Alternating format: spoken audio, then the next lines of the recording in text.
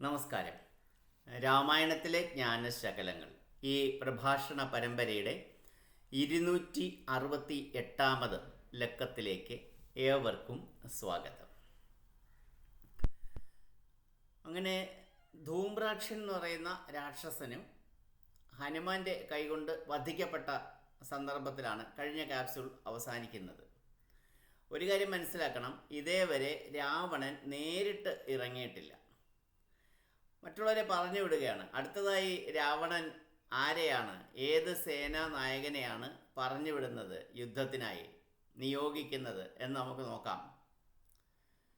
വജ്രദംഷ്ട്രൻ, അദ്ദേഹത്തെ രാമായണത്തിൽ വിവരിക്കുന്നത് വജ്രഹസ്താരി പ്രവരൻ എന്നാണ്. പ്രവരൻ എന്ന ശത്രുവാണ്. അപ്പം ഇന്ദ്രൻ്റെ ശത്രുക്കളിൽ ഏറ്റവും പ്രധാനിയാണ് വജ്രഹസ്താരി പ്രവരൻ.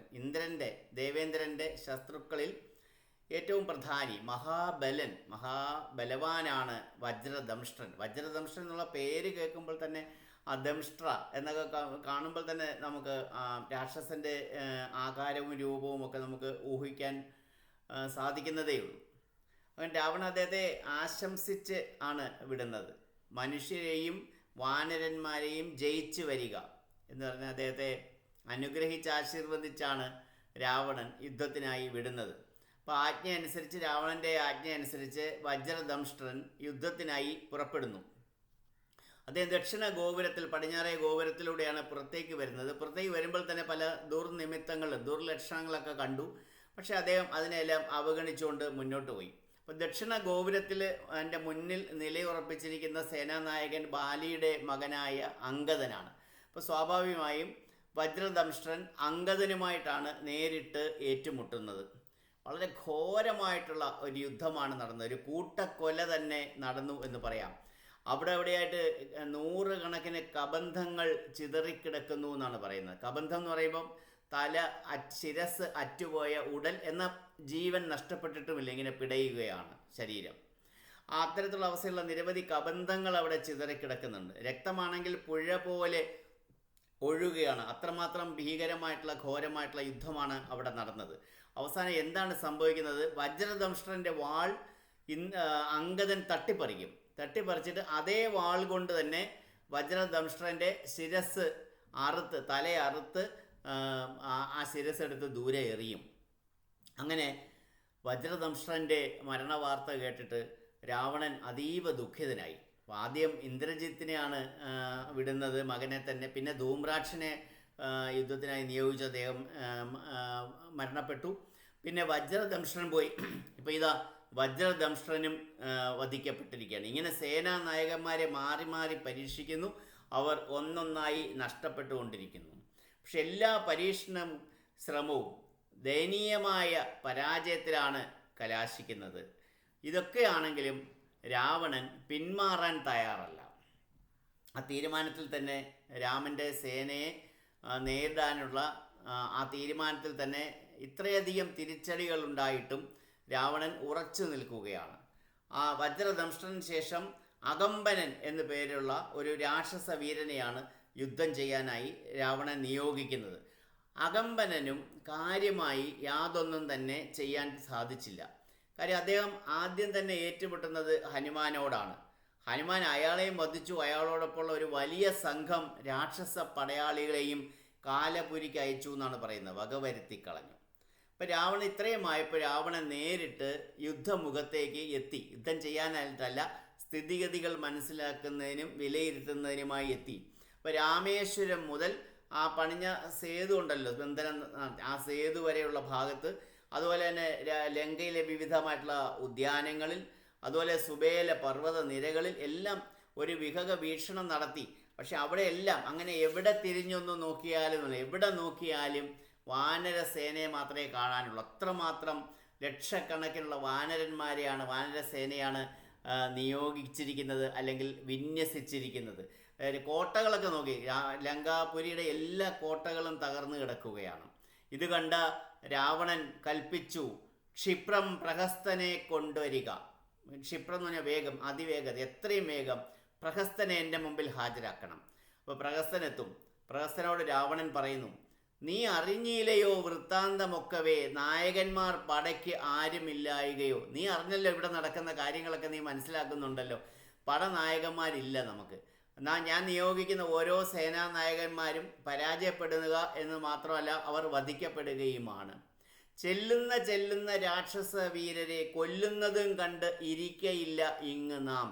ഇങ്ങനെ എൻ്റെ ഓരോരോ രാക്ഷസ വീരന്മാരെ, ചെല്ലുന്ന രാക്ഷസ വീരന്മാരെ, ഞാനിങ്ങനെ പറഞ്ഞു വിടുന്ന നിയോഗിക്കുന്ന രാക്ഷസ വീരന്മാരെ ഒന്നൊന്നായി കൊന്നെടുക്കുന്നത് കണ്ടിട്ട് ഞാൻ അടങ്ങിയിരിക്കുമെന്ന് ആരും വിചാരിക്കണ്ട.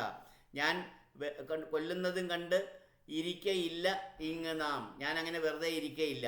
അപ്പം നേരിട്ട് അടുത്തതായി പ്രഹസ്തൻ പോകണം എന്ന് അദ്ദേഹത്തിൻ്റെ മുഖത്ത് നോക്കി പറയുന്നില്ല. അതിന് പകരം രാവണൻ്റെ ആ ഇംഗിതം അതേ കാര്യം തന്നെ മറ്റൊരു രീതിയിൽ അവതരിപ്പിക്കും. ഞാനോ ഭവാനോ കനിഷ്ഠനോ, ഞാൻ പോണോ, എൻ്റെ അനുജൻ പോണോ, അതോ താങ്കൾ പോണോ, പ്രഹസ്തൻ പോണോ, പോർ ചെയ്ത് മാനുഷവീരന്മാരെ ഒടുക്കുവാൻ പോകുന്നത് ആരെന്ന് ചൊല്ലു. നിൻ്റെ അഭിപ്രായം എന്താണ്? ഞാനാണോ പോകേണ്ടത്? എൻ്റെ അനുജനായിട്ടുള്ള കുംഭകർണനൊക്കെ ഉണ്ട്, അദ്ദേഹമാണോ പോകേണ്ടത്? അതോ താങ്കൾ പ്രഹസ്തൻ താങ്കളാണോ പോകേണ്ടത്? അപ്പോൾ ഇത് സ്വാഭാവികമായിട്ടും രാജാവ് ചോദിക്കുമ്പം പ്രഹസ്തൻ പിന്നെ എന്താണ് പറയേണ്ടത്? പ്രഹസ്തൻ പറഞ്ഞു, പോകുന്നത് ഇന്ന് ഞാൻ പൊയ്ക്കോളാം, അങ്ങ് പോകണ്ട, ഞാൻ പൊയ്ക്കോളാം എന്ന് രാവണൻ്റെ വിശ്വസ്തനായിട്ടുള്ള പ്രഹസ്തൻ പറയും. അപ്പം അങ്ങനെ പ്രഹസ്തൻ ഒരു യുദ്ധതന്ത്രമൊക്കെ ആവിഷ്കരിക്കും. അതിൻ്റെ ഭാഗമായിട്ട് 4 മന്ത്രിമാരെ കൂടി അദ്ദേഹത്തിൻ്റെ കൂടെ കൂട്ടും. ആ 4 മന്ത്രിമാരുടെ പേര് കുംഭകൻ, മഹാനാഥൻ, ദുർമുഖൻ, സമുന്നതൻ. ഇങ്ങനെ ഈ 4 പേരെ കൂടി 4 മന്ത്രിമാരെ കൂട്ടും.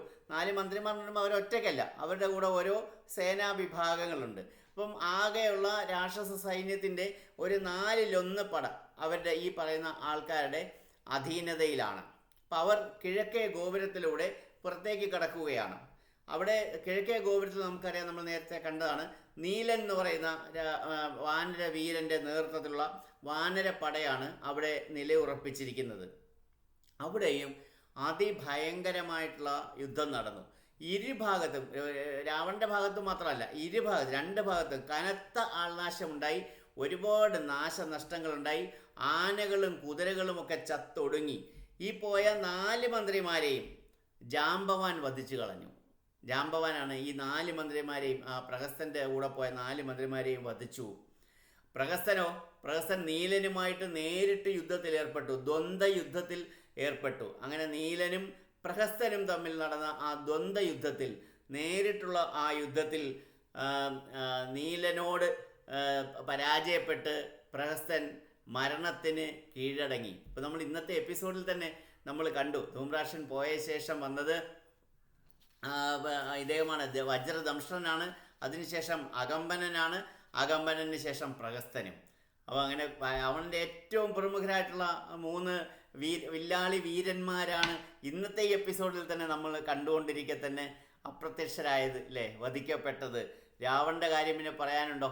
രാവണൻ ഇത് കേട്ട് കോപാന്ധനായി എന്നാണ്. കോപം കൊണ്ട് കണ്ണ് കാണാൻ വയ്യാത്ത രീതിയിൽ അത്രമാത്രം ദേഷ്യം കൊണ്ട് വിറയ്ക്കുകയാണ് രാവണൻ. എന്നിട്ട് അദ്ദേഹം പറയുന്നു, ആരെയും പോരിനയക്കുന്നതില്ല, ഇനി ഒരാളും പോണ്ട, ഇനി ഞാൻ ആരെയും അയക്കുന്നില്ല.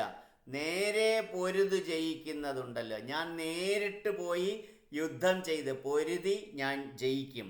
നമ്മോട് കൂടെ ഉള്ളോർകൾ പോന്നിടുക. ആരാണോ എൻ്റെ കൂടെ വരുന്നത് അവർക്ക് സ്വാഗതം, അവർക്ക് എൻ്റെ കൂടെ വരാം. ഞാൻ മുന്നിൽ നിന്ന് പട നയിക്കും. നമ്മുടെ തേരും വരുത്തുക. ആരെവിടെ? എൻ്റെ രഥം എവിടെ? എൻ്റെ തേരെവിടെ? അത് ഇവിടെ ഇപ്പോൾ തന്നെ കൊണ്ടുവരൂ. ഞാനിതാ യുദ്ധത്തിന് പുറപ്പെടുകയായി. ശേഷം അടുത്ത ക്യാപ്സ്യൂളിൽ 269ാമത് ക്യാപ്സ്യൂളിൽ കാണാം. അതുവരേക്കും നന്ദി, നമസ്കാരം.